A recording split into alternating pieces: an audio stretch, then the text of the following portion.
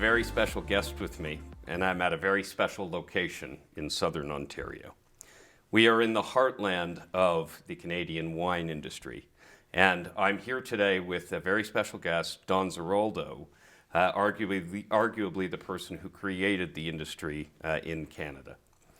And now, I'd like to introduce Don, who needs no introduction, but you should know who he is. He's an Order of Canada recipient. He's the founder of the wine industry in southern Ontario, and he is the co-founder of Inniskilin, the original sort of commercializing company for ice wine the world over. Don, welcome. Thanks for being here today. I'm really looking forward to our chat. Murray, it's a pleasure. Nice. Welcome to Niagara-on-the-Lake, the first capital of Canada. I thought since we're going to be talking politics, I thought that might be important. Niagara-on-the-Lake was indeed the first capital of Canada, and it's a very important place. We have the Brock Monument, which was the birth of our nation. Politics is an incredibly important subject these days. I think we can all agree that democracy is a bit of a mess, and the reason that I'm sitting here with Don today is because he just invested in our new company. CITIZN is a genuine attempt to remake democracy from the ground up for the people. It's a technology that's going to allow democracy to become more direct, where the people will be able to actually actively participate with no specialized knowledge in what this is. And Don Ziraldo is our first celebrity investor. And today we're going to discuss why he invested in CITIZN. So Don, why don't you tell us a little bit about yourself first, and then and then tell the world why you're back in this crazy startup. So I grew up on a farm in Niagara, mixed fruit farm.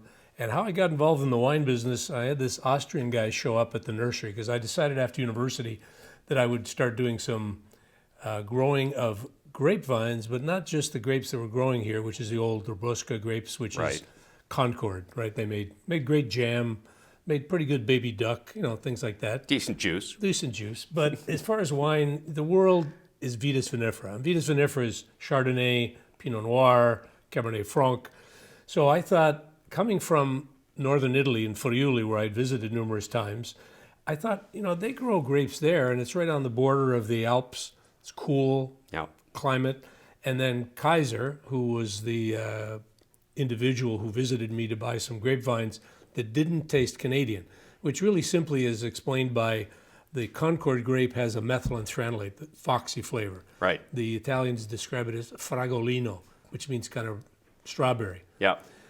So we started grafting that. I was grafting it in the nursery. We started planting it, and that's really how it all rolled in. Carl said to me, I want to buy some of these grapes. He made a bottle of wine. He brought it back to me. I was impressed with it. And I literally said, maybe we should do something with this. And I went to the liquor board. They kind of thought it was a joke. I must say. They said, you want to start a winery? Well, we haven't handed out a permit since 1929, and we don't have any forms. And I thought, I'll forget about it. Went back, and a guy named General George Kitching, who was the chairman of the liquor board, thought it was a great idea. He said, tell me about what you want to do. Because he said, I drank a lot of great wine when I was a general in the British Armed Forces during the war. And really, it literally took off from there. Right. And we planted the grapes. There were grapes here of that type, the vinifera's and hybrids, but nobody had ever made it into a varietal. So that's how it started. Politics, we all have to be involved in politics. So I've always had this sort of fascination by it, which, these days is becoming a bit And you've bizarre. also been involved in it. Not directly. Yeah, I try to stay neutral. Correct. I've never belonged to a political party. Right. I just don't like the idea that, you have to follow the dogma of one particular party versus the dogma of another. Yep. Be it, conservative, be it liberal, be it, in the States it's Democrat versus Republicans. And unfortunately, what seems to be happening now is this polarization has created some great animosity, and it's no longer, in actual fact, it's no longer a democracy, in my opinion. Somebody decides this is going to be the policy for this party, and you either buy into it or you don't. Yep. And unfortunately, I don't think that's working so well anymore. And if you look around the world, I'm not an expert. There are others that can speak about this better than I can, but it doesn't seem to be serving the people. Correct. The people that the government is supposed to be representing. So I do have an idea or a theory about how we can overcome it, But why I thought Citizen was interesting, because what you've done is taken technology, Yep. and you being a Microsoft senior executive, obviously came up with how to manage this or how to execute it. And I was just captivated by the fact, didn't quite understand it at first. So you may have to explain to some of the folks how it works. I certainly will. But I like the idea that you're going to the people, and through technology, be it on an iPhone or wherever, they're going to be able to have input, which is then going to be relayed to the people that are in the politics that are going to make the decisions based on the benefit of the consumer or the population, as opposed to what a particular party wants to do. And that's generally about getting elected, It absolutely which doesn't is. serve the purpose, in my Absolutely. opinion. So the sort of thesis here, the thesis here, I think that's important. Maybe I give some basis for what Citizen is, and then we can keep the dialogue going. Citizen is a genuine attempt through a social network to create a better democracy where people are always heard. Very simply put, once Citizen is in place, every single person will be heard every day. And so as a consequence, people who are disenfranchised, minorities, excluded from the political system, that perhaps don't have the access that we have, given who we are and the circles that we run in, those people are the people today that I think are not well represented by parties and the rest. And so Citizen aims to create a condition where absolutely every single person is heard every day. This creates a real-time wheel about what's going on in Canada. Okay, and in every other democracy on earth, for that matter. So, Murray, right now we've got, an election, you elect an individual, and then you phone them when you got an issue, or Yep. you present in front of whatever government body. Right. How do you actually execute? How do I, as a citizen, as an individual, communicate this to you, and then you, I'm assuming, tabulate it, Correct. and then what do you do with it? Yeah, so the thesis is very simple. Governments run on data. And if you don't believe that, just look at the spending numbers in the budgets about the data they buy.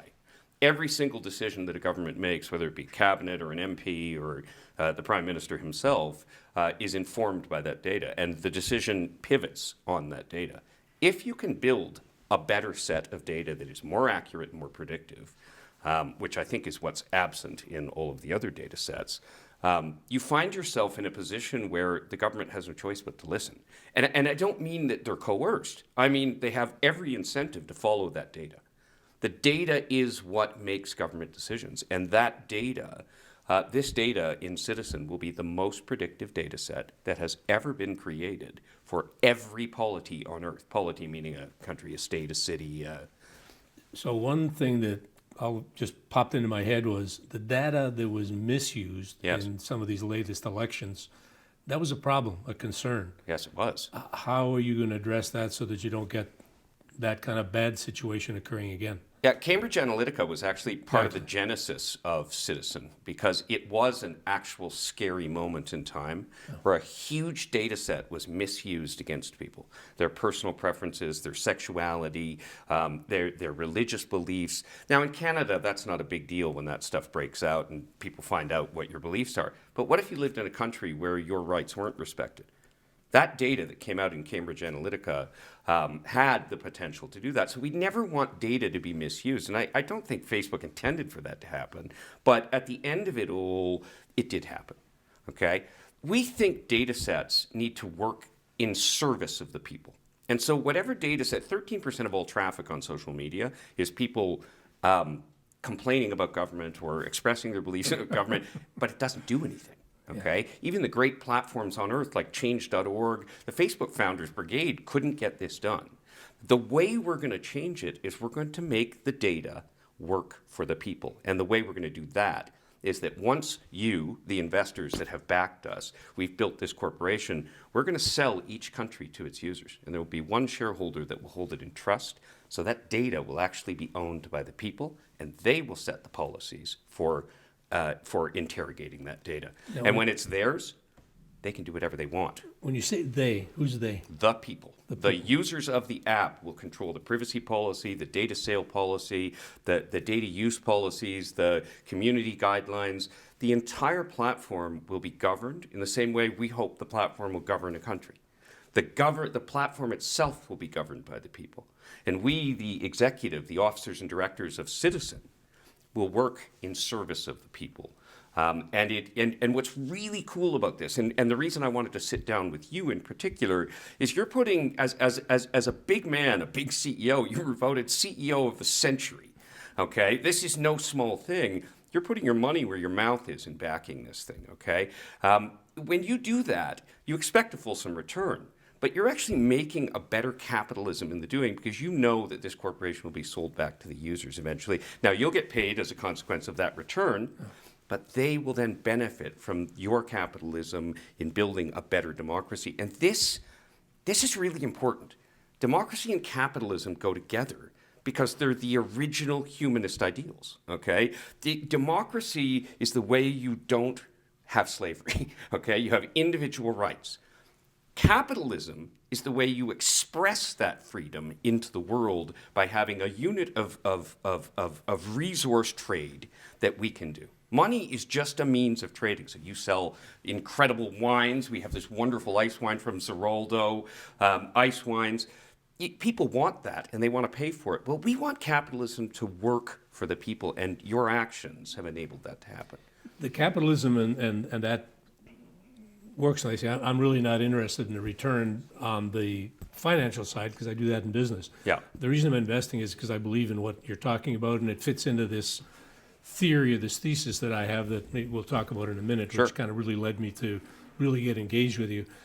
I'm going to take it also to the other side. So once you collect all of this data, Yeah. how does the elected officials or elected individuals, like we do now Yeah. in our parliament, how do they access that and use it? So the answer to the question it turns out is the business model of the company. The data becomes incredibly valuable because there's already about $200 billion spent in the world by governments on these data sets. You know, companies like Ipsos or Rasmussen or Nanos, they do terrific work in polling.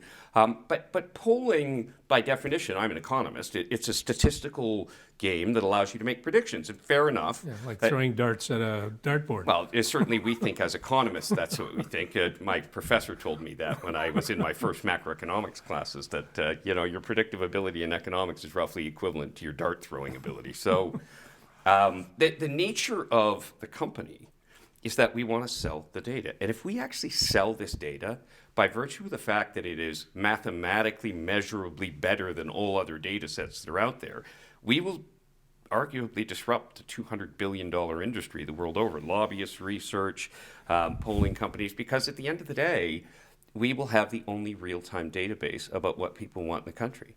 And all politicians want one thing: electoral potential, okay? They want to win. They want to potentiate their ideas into the world. And the only way they can do that is through real data sets that allow them to engage with people on those people's terms.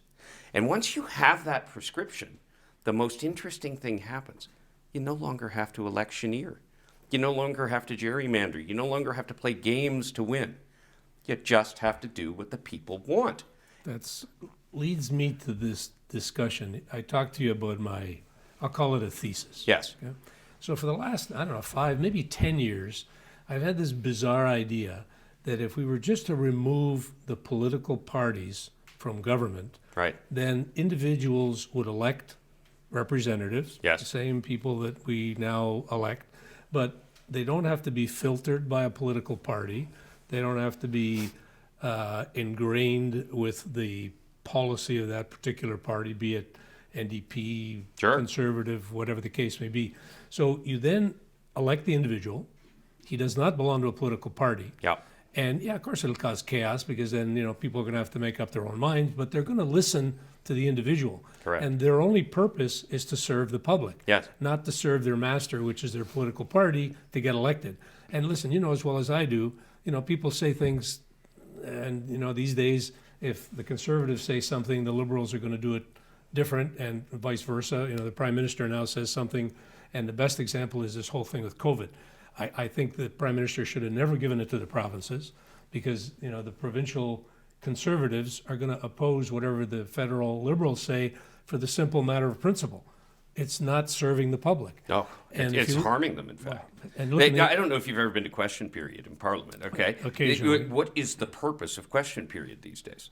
Okay, one asks a question, the other parrots an answer, and nobody's actually dialoguing. So have politicians not themselves made the legislature irrelevant? Yeah, and if you look in the United States, Yeah. I mean, that's scary. I mean, Canada is still very civilized. You look in the United States, I mean, I don't even want to go through some of the stuff that's gone on lately. I don't have to. It's on the news I all think the time. everybody's clear. Yeah, everybody's pretty clear about it. And unfortunately, democracy's melting. You got these totalitarian states or autocratic states. Yeah. And it's sort of, becoming a real problem. And the poor people, the citizens, are not getting served as they should be. So this thesis, which I've tried to bounce off a few universities, I've been given a business award, and they say, "Can you come and speak to the Right. students?" So I throw this out, show them a chart, and I say, "Well, get rid of the political parties," and nothing happens. I'm thinking, guys, this is kind of like a bit of a crazy idea, but somebody tell me I like it or don't like it. And so the opportunity to do it through this organization and actually create something, and I actually looked at the technology. Yeah. Don Tapscott. Correct. Don Yeah. is, very well known in the circles of technology. Don said, yeah, he said, you could do it, and there's been research done on it. But he said, getting it past the post, I mean, that's another thing. What exactly does past the post in an election mean? It sounds like a horse race. Well, it does sound like a horse race, and most of them are horse races. I'll say this to you. The first thing I did when you and I met on a board of directors on Bay Street, public company. That's right. And we hit it off, and we had similar characters, and awesome stuff. And that was a decade ago. Yeah. Since that time, we've watched the entire political system sort of fall apart. Okay, we were still living in Narnia back then. It was wonderful, and we thought everything was going to be cool, but it isn't. The fact of the matter is that we blame the players when we should be blaming the game, okay? And this is really important. The players are going to play. That's what they're going to do. They're not going to try to do the hard way when they can do the easy way. And today, politicians quite simply don't have a requirement to engage with people to win, okay? The party itself is an infrastructure that was created in the 19th century or even a little bit before that, after the Glorious Revolution in England. The sort of theses behind a party is communication took a long time to happen over these grand distances, particularly a global empire as we sort of, if we look back to parliamentary democracies. And we didn't have the technology because you had to pick up the phone or write a letter. Which is why having a party was efficacious to the business of government. And that made government work. It actually greased the skids. The party system was the technology of its time. Okay, it was a people organization system that could bring large groups of people across disparate geographies together to achieve a goal. Today, however, that same system is acting as a blocker for the expression of what the people want.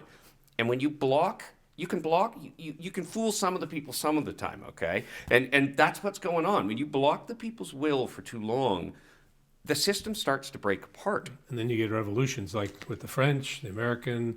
And as I looked at the history of some of this democracy and political parties, right, it's fascinating to look way back at these situations that occurred. That's right. And it's because the public got fed up and they revolted. Every time. And I tell you, it's not far reached right now. These days, I mean, it looks like there's one coming.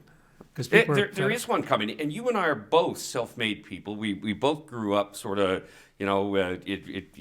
picking ourselves up, you working in produce and doing all the stuff, the stuff you do as a young man trying to get ahead in the world. But the fact of the matter is, very few people are getting ahead in this world now. And when you create an economic inequality combined with an ignoring of the people's will, that is the historic recipe for exactly what you just described, which is revolution. And let me tell you something. If you don't think it can happen here, if you think this wonderful place we live in could never have a revolution, you're dreaming. Better places than us have had revolutions. Larger and more powerful countries, empires.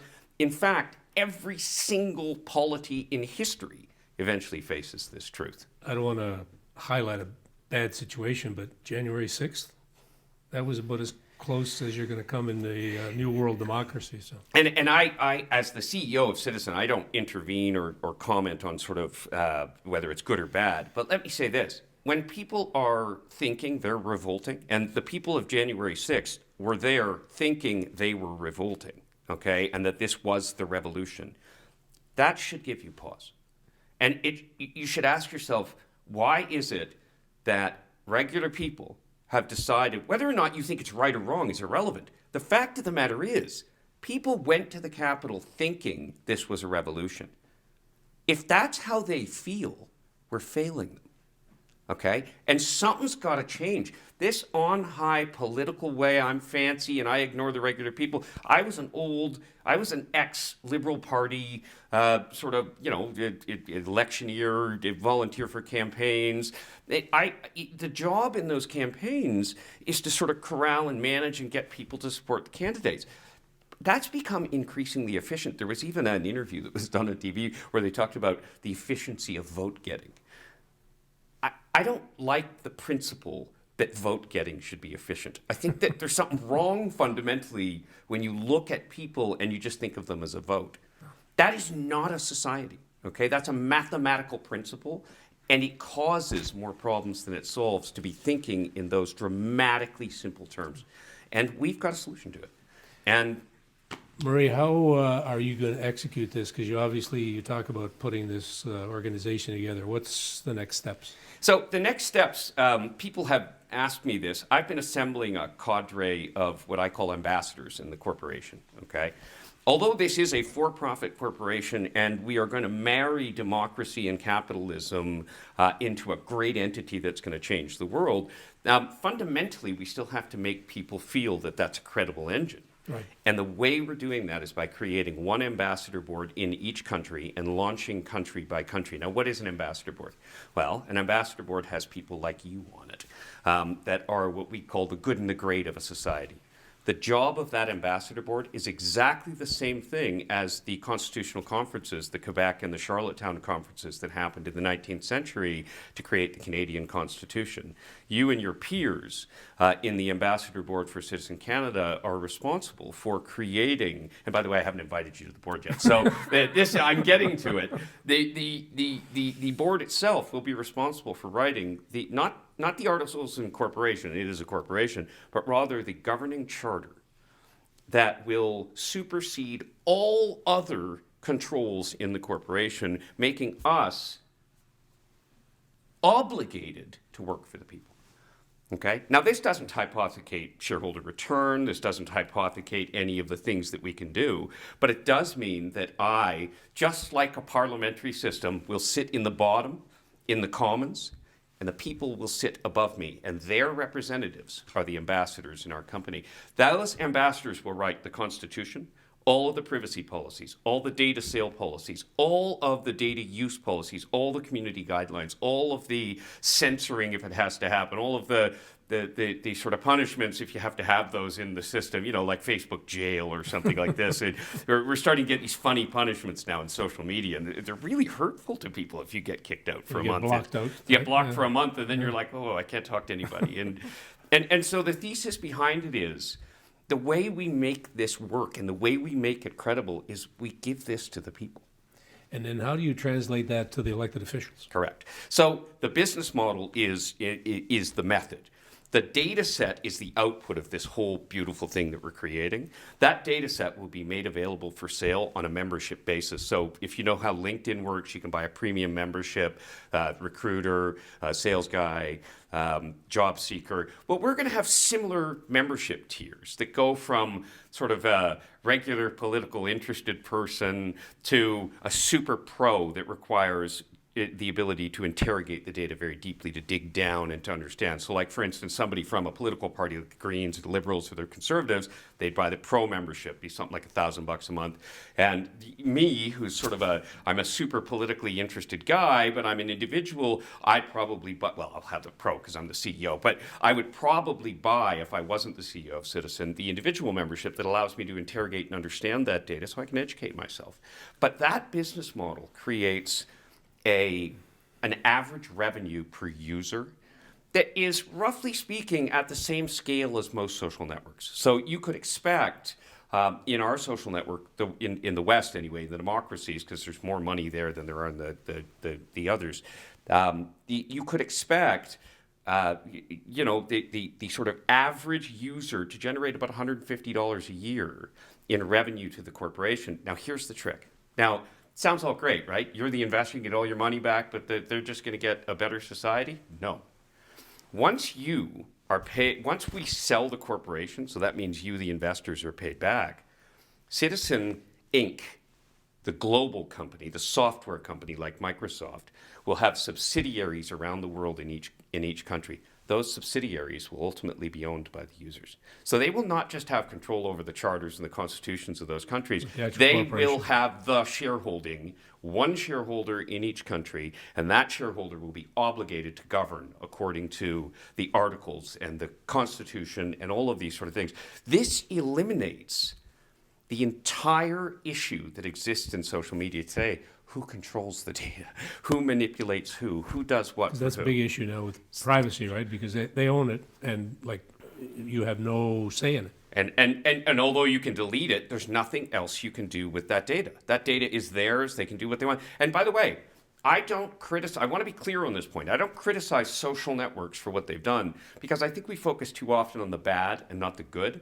Can you imagine a world where we didn't have social media? You remember that? Phone calls and cell phones, that was the extent of it? Press releases. $2,000 to make a single announcement. I mean, here we are in a world where I can put something out on a social network and I get 30,000 people to see it by 3 o'clock, okay? There's something extraordinary about that. Now, like any great technology, whether it's the atom, atomic power that can be used as a weapon, it can be harmful to societies, it can be used for threats. But nuclear power, let's be crystal clear, changed the world, okay? And for many reasons. If used properly. We did not use nuclear power properly when we're using it in war. We hope to avoid that at all costs. But nuclear power certainly is a good use of it.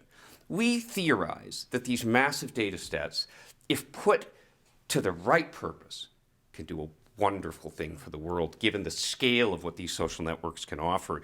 And, this is what I've been peddling for the past 3 years. Murray, how are you going to get this message out to the general public? Yes. It's complicated, I can tell you. Just, it's taken me a while to absorb the idea, not just the technology, because I'm still, back a bit. I can use a phone and I absolutely love it, but I'm not good at it.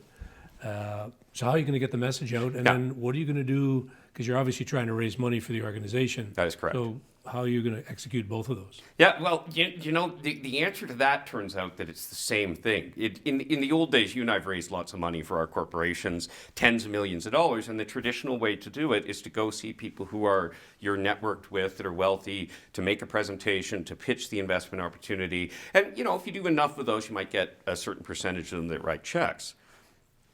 That is the traditional way. But I'm trying to get the people to participate in this, and I'm trying to eliminate conflicts of interest within the structure of the corporation. So we chose to do what's called equity crowdfunding. In addition to having accredited investors like yourself, the sort of traditional way to invest in companies, come together in a beautiful capitalist sort of flower that's going to change the world. Your celebrity and money combined with equity crowdfunding enables the corporation to have a more diversified and democratized capital pool. Now, what does that mean? Okay, let me translate that in normal speak. Just one question is there a limit to what an individual, in other words, you do the accredited investor, that's pretty well understood to investors. Yeah, if you qualify, you can invest what you But like. what about the general public? You're going to get a couple of million people to invest? That's okay? You can do that? As a matter of fact, we made a decision that we're going to be a public company. So we're going to be what's called a distributing corporation in Canada, which is a public company that's not listed on an exchange. So you still have the same obligations, CDAR and all the rest of it. But the thesis goes that you're right. In the accredited world, I would come to you and ask you for money, and then I have to prove that you're an accredited investor, which means you sign a declaration that says, all the questions Canada passed a law on December 10th. It came into effect. September 21st, it became it got royal assent. December and the 10th law of this year? Yes, and the law is called the National Instrument 45110. Prospectus exemption and crowdfunding legislation. So what does that say? It says that Regular Canadians now can invest in startups and get these big returns that all the fancy investors, accredited guys are getting, right? 10 times, 20 times. That's what the accredited guys do. That's why you guys invest in early companies. You do 10 of them, one of them succeeds, and you make your money back because you get a 20x out of it. Now regular people can do that. And the way they can do it is by investing up to $2,500 in a single company. And they can do... I believe they can do up to 4 of those a year. So 10,000 is the cap. So if you think of how a TFSA or an RSP works, they have to prove that they didn't go above their limits. So anyone can join as an investor, Correct. And then also join in the democratic process that you're trying to create. That is correct. In fact, we've partnered with a company out of Vancouver and Toronto called Front Funder, which is Canada's oldest and most reputable crowdfunding site. And they have their orders. They're just amazing compared to all the other ones that are now coming into the market. They've been there for almost a decade. And we are live on that campaign. We're going to raise $1.5 million in crowd money. And the way we're going to get that message out, which is the original question that you asked me, is that crowdfunding, it turns out, is not just raising money like I did with you. Come down here for a few dinners over the last year, talk, share with you, pitch. The new way is that you actually have a website, okay? So we've turned investing from the traditional one into Amazon.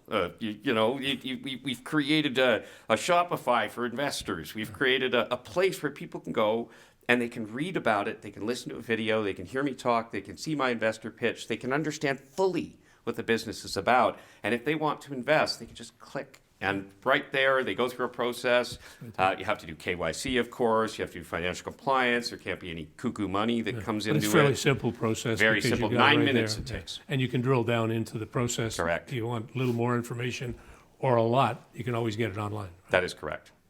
You've heard a lot or a little about what we were talking in the concept of CITIZN.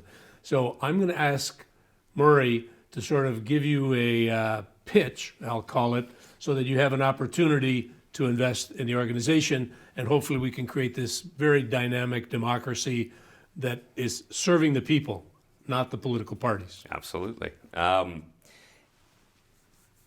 each of you, CITIZN is a genuine attempt to reimagine democracy so that everybody participates in it. The world right now is coming apart. We have lost democracies in the last few years, real, legitimate democracies. We now have, according to the Economist intelligence units, of all democracies on earth, not a single one that is improving its democracy score. On a daily basis, we are seeing fires in the street, we are seeing disaffection, we are seeing dislocation all over the world. Totalitarian states are rising. And this, while it's horrible, offers an opportunity for the people to reinvent themselves and to become their own masters. CITIZN is a social network. It is democracy's social network. It's going to be yours, and I'd love you to consider investing in it. CITIZN is an attempt to make societies better. And I invite you to visit Front Funder, www.frontfunder.com, and take a look at the pitch that we've put up there.